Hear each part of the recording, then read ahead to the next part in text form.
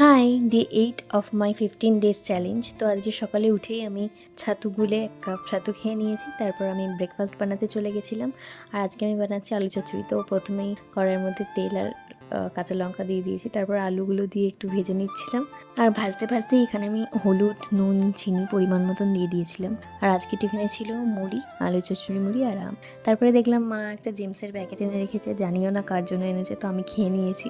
তো তারপর ঘরটা গোছ করে নিয়ে আমার কিছু কাজ ছিল, সেগুলোকেই কমপ্লিট করছিলাম। তারপর স্নানে চলে গেছিলাম, স্নান থেকে এসে ঠাকুর পুজো দিয়ে খেতে বসে গেছি। আর আজকে যেহেতু শনিবার, আমার নিরামিষ ছিল। লাঞ্চে ছিল ভাত, বেগুন ভাজা, ঝিঙে পোস্ত আর চাল কুমড়োর ছেঁচকি। তো সেটা দিয়েই খেয়ে আমি রেস্ট নিচ্ছিলাম। তারপর আমার স্টুডেন্ট এসেছিল, তাকে পড়াতে বসি। তারপর উঠে কুমড়ানি দিয়ে একটু মুড়ি খাই, নিয়ে গল্পের বই পড়তে পড়তে চা নিয়ে বসেছিলাম। তারপর ডিনার করতে বসি। আর আজকে ছিল রুটি, চাল কুমড়োর ছেঁচকি, আম, কলা আর মিষ্টি রসগোল্লা।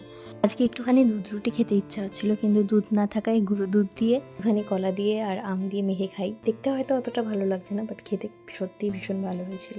তো আজকের মতো এইটুখানি, টাটা।